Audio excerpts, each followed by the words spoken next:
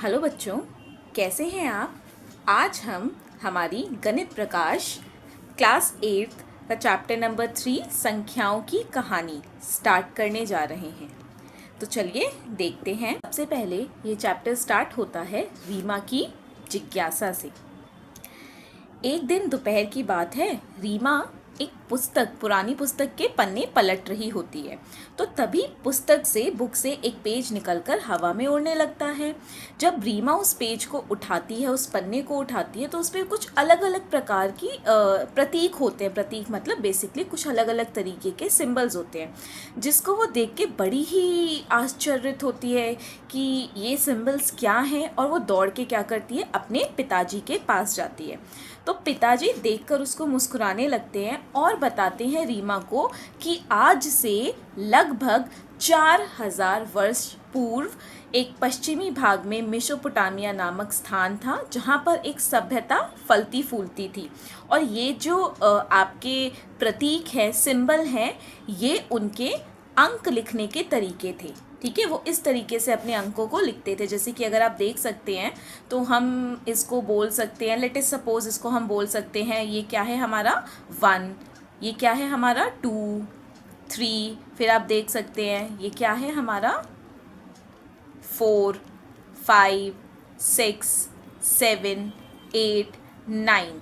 इसका मतलब क्या है कि जो हमारे नंबर्स आज जो हम यूज़ करते हैं 1, 2, 3, 4, 5, 6, 7, 8, इससे पहले भी नंबर्स को यूज़ किया जाता।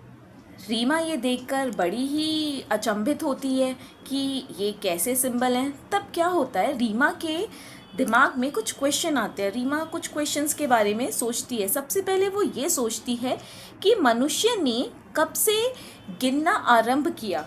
क्योंकि देखिए, हमने हमेशा सुना है कि हम तो पहले आदि मानव थे, तो कब से मनुष्य को इसकी ज़रूरत पड़ी कि हमें गिनती की ज़रूरत है, हमें कुछ गिनना है। मनुष्य ने कब से संख्याओं को आधुनिक रूप में लिखना आरंभ किया। आधुनिक रूप संख्याओं का वो है बेटा जो हम आजकल यूज़ करते हैं, जैसे 1, 2, 3, ये क्या है, संख्याओं का आधुनिक रूप है।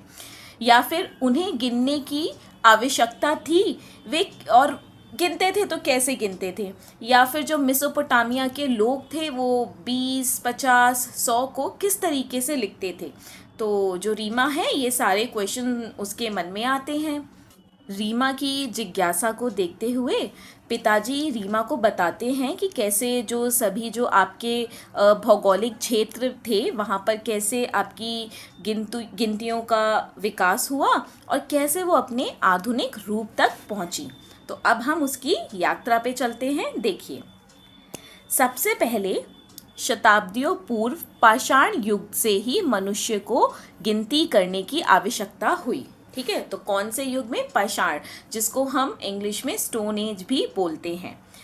उस टाइम पर क्या था बेटा, गिनतियों की ज़रूरत क्यों पड़ी उन्हें, ताकि जो उनके आसपास उपलब्ध फल, सब्जी, अनाज इत्यादि हैं वो उनकी मात्राएं जान सकें, या उनके पास कितना पशुधन है वो जान सकें, या किसी अनुष्ठान में दी गई जो भेंटें हैं कितनी दी गई हैं, क्या है वो जान सके, या फिर जैसे अमावस्या, पूर्णिमा या ऋतुओं का आगमन, ये सारे जो इम्पोर्टेंट आपकी घटनाएं होती थी उनके बारे में जानने के लिए जो उस टाइम पर लोग थे उन्हें क्या हुआ, गिनती की आवश्यकता महसूस हुई।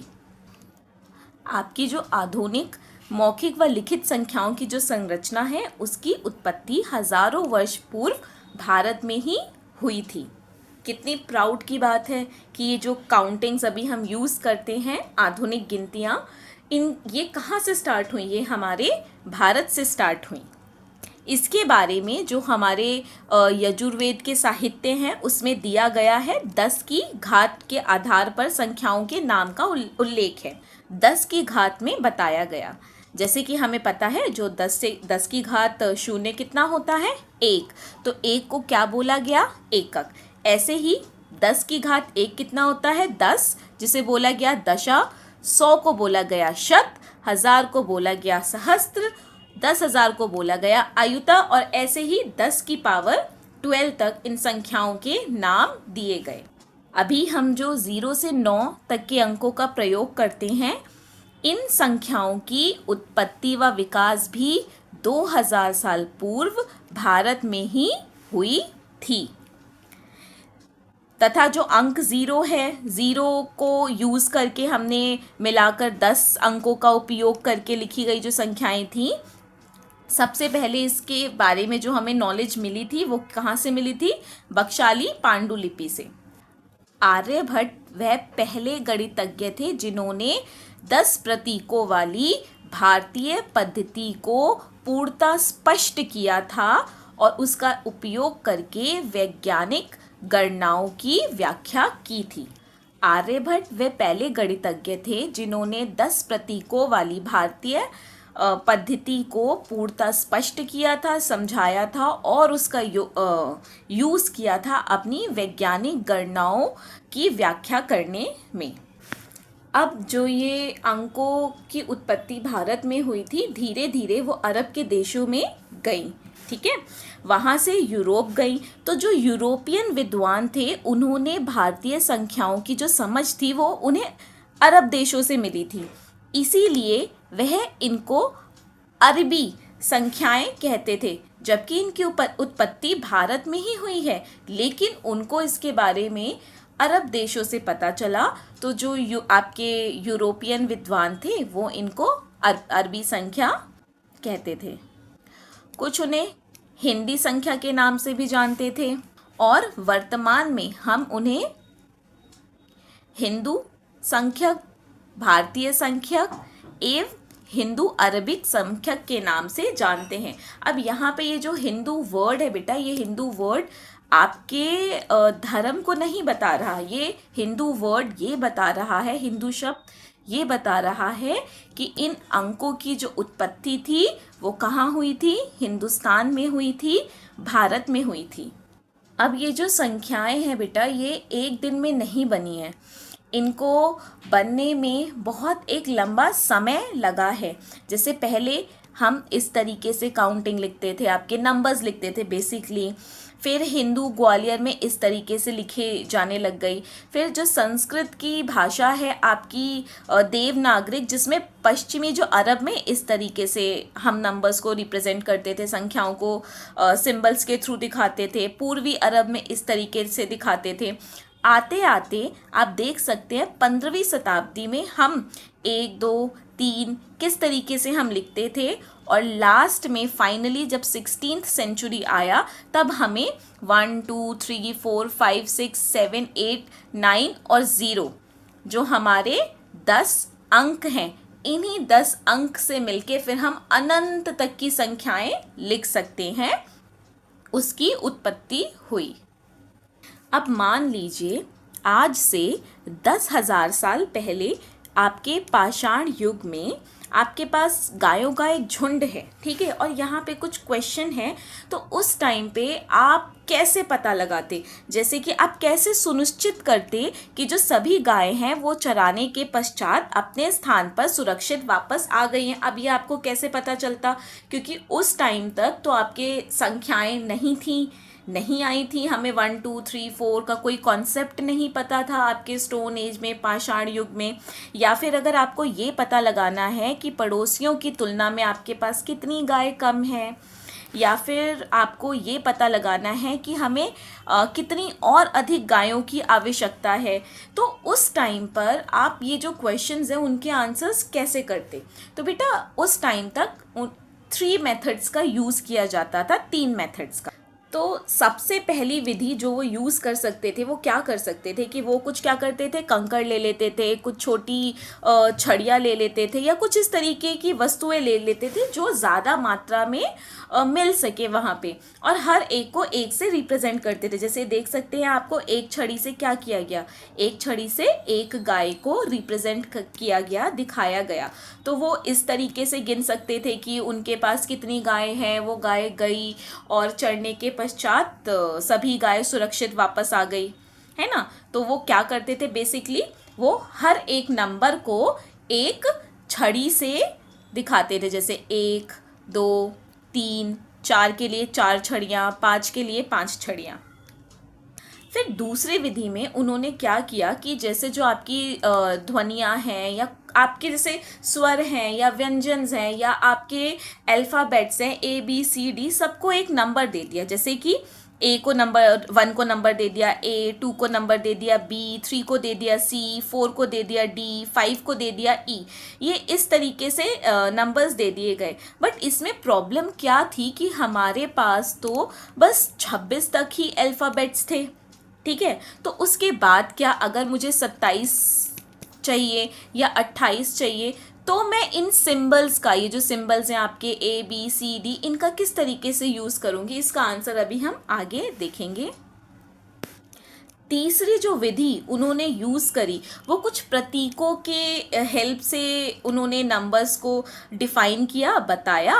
अब ये जो नंबर्स हैं वो हमारे रोमन नंबर्स हैं, जो कि बेसिकली कहाँ से आए हैं, यूरोप से आए हैं, ठीक है।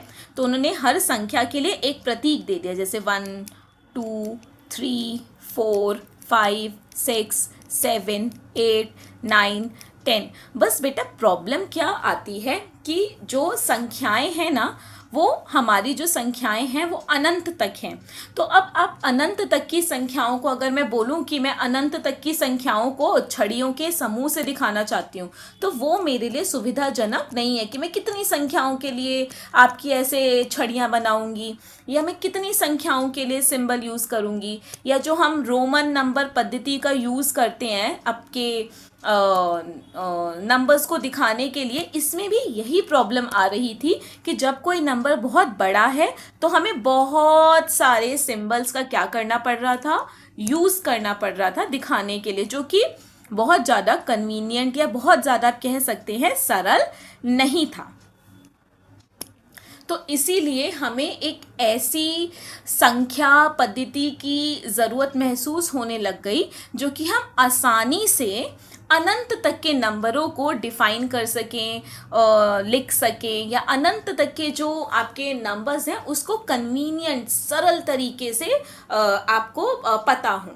गिनती करने के लिए या किसी संग्रह का आकार ज्ञात करने के लिए जो हम वस्तुएं, नामों या लिखित प्रतीकों के एक मानक का जो हम यूज़ करते हैं या जो हमें आवश्यकता होती है, जिसमें हर एक का एक कोई निश्चित क्रम होता है, उसे हम क्या बोलते हैं, संख्या पद्धति। चलिए अब हम पेज नंबर 54 आइए पता लगाए कि कुछ क्वेश्चंस करते हैं। मान लीजिए आप पहली विधि का प्रयोग कर रहे हैं और पहली विधि का प्रयोग करते हुए आपको दो संख्याओं को या दो छड़ियों को कैसे आप जोड़ेंगे, घटा करेंगे, गुणा करेंगे या भाग करेंगे, इसको हम कुछ एग्जाम्पल्स के थ्रू समझते हैं, ठीक है। मान लीजिए आपके पास कुछ भेड़ों के दो समूह हैं, ठीक है, दो ग्रुप्स हैं भेड़ों के। एक भेड़ों के ग्रुप में 6 भेड़ हैं और एक भेड़ों के ग्रुप में कितनी भेड़ें हैं, 4। तो हमारे फर्स्ट ग्रुप में कितनी भेड़ें हैं, 6, और हमारी सेकेंड ग्रुप में कितनी भेड़ें हैं, 4। अब हमें इनको जोड़ना है, तो जोड़ने के लिए हम क्या करेंगे, हमें पता है हमने क्या सीखा था कि विधि 1 में वो हम क्या करेंगे, हम ये कर सकते हैं कि हम एक कटोरी लेंगे, ठीक है, और उस कटोरी में क्या करेंगे, सबसे पहले हम 6 पत्थर डाल देंगे, कंकड़ डाल देंगे, या 6 लकड़ियों की पतली पतली सी स्टिक डाल देंगे, ठीक है। तो हमने क्या किया, हमने इसमें छोटे छोटे हमने इसमें छोटे छोटे 6 कंकड़ डाल दिए, 1 2 3 4 5 6। फिर हमने 4 और कंकड़ डाल दिए, 1 2 3 4, और फिर हम गिनेंगे कि इसमें टोटल कितने कंकड़ हैं। तो जब आप सारे कंकड़ को गिनेंगे तो आपको टोटल कितने कंकड़ मिलेंगे, 10 कंकड़। इस तरीके से हम क्या कर सकते हैं, इसे जोड़ सकते हैं। मान लीजिए आपको घटाना है, ठीक है, हमें पता लगाना है कि 6 में से 4 हमें घटाना है, तो हम क्या करेंगे, तो पहले हम इस कटोरी में क्या करेंगे, हम इसमें क्या करेंगे, 6 कंकड़ डालेंगे, 1 2 3 4 5 6, और 6 में से हम क्या करेंगे, 4 कंकड़ों को निकाल लेंगे। तो जब हम 6 में से 4 कंकड़ों को निकाल लेंगे तो हमारे पास उस कटोरी या उस थैले में कितने कंकड़ बचेंगे, 2 कंकड़। इस तरीके से हम घटा करके दिखा सकते हैं। गुणा जो होता है वो बेसिकली रिपीटेड एडिशन होता है। जैसे कि मुझे ये देखना है कि अगर पहले वाले ग्रुप में 6 भेड़ें हैं और मैं इस 6 भेड़ों का 2 गुना करना चाहती हूँ, तो टोटल कितनी भेड़ें होंगी। तो मैं क्या करूँगी, मैं पहले 6 भेड़ों को एक जगह इकट्ठा कर लूँगी, फिर दोबारा से मैं क्या करूँगी, 6 भेड़ों को एक जगह इकट्ठा कर लूँगी और इनको जोड़ूंगी। तो इनको जोड़ने के बाद कितना आएगा, 12। यानी कि जो पहला वाला जो हमारा ग्रुप है, अगर मैं उसका 2 गुना करूँगी तो मेरे पास कितनी भेड़ें आएंगी, 12 भेड़ें। अब हमारा जो दूसरा क्वेश्चन है वो ये है कि विधि जो हमारी 2 थी संख्या प्रणाली की, अब उसमें तो हमने एक चीज़ ये देखी थी कि हमारे पास A to Z जो हमारे पास होते हैं वो टोटल सिर्फ 26 अल्फ़ाबेट होते हैं। ठीक है, तो हम आगे अगर मुझे 27 लिखना है, 28 लिखना है, 29 लिखना है, तो मैं किस तरीके से लिख सकती हूँ। तो मैं कैसे लिख सकती हूँ, लेट अस सपोज मैं 27 को किससे रिप्रेजेंट कर रही हूँ, A। ठीक है, वही सेम जो हमने ABCD है उसी को हम रिपीट कर रहे हैं। तो मैं 28 को कैसे लिख सकती हूँ, B। 29 को कैसे लिख सकती हूँ, C। 30 को कैसे लिख सकती हूँ, D। 31 को कैसे लिख सकती हूँ, E। इसी प्रकार से ये कॉन्टिन्यू चलता जाएगा। अब क्वेश्चन नंबर 3 में क्या करना है, आपको अपने खुद की एक संख्या प्रणाली बनानी है। तो चलिए आप बहुत तरीके से बना सकते हैं, जैसे कि चलो हम अल्फ़ाबेट्स ले लेते हैं। ठीक है, मैंने 1 को दर्शाया A से, 2 को दर्शाया मैंने B से। अब जो 3 होता है, 3 कैसे आता है, 2 + 1। मुझे पता है कैसे आता है, 2 + 1। तो मैं 3 को क्या लिख सकती हूँ, B A। ऐसे ही 4 कैसे आता है, 2 + 2। तो मैं उसको क्या लिख सकती हूँ, B।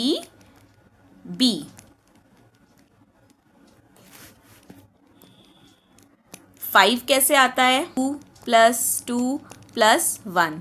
यानी कि इसको मैं कैसे लिख सकती हूँ, 2 को मैंने किससे रिप्रेजेंट किया था, B से, तो B A। ऐसे ही मैं 6 को कैसे लिख सकती हूँ, B। मैं 7 को कैसे लिख सकती हूँ, B A। 6 + 1 कितना होता है, 7। इसी तरीके से अगर लेट अस सपोज आपको 9 लिखना है, तो आप 9 कैसे लिख सकते हैं, B A। ये B A, अगर आप इसको ऐड करेंगे तो B 2 + 2 + 2 कितना हो गया, 8, और A कितना हो गया, 1। तो इस तरीके से आप 9 को रिप्रेजेंट कर सकते हैं और अपने खुद की एक संख्या प्रणाली बना सकते हैं। Thank you.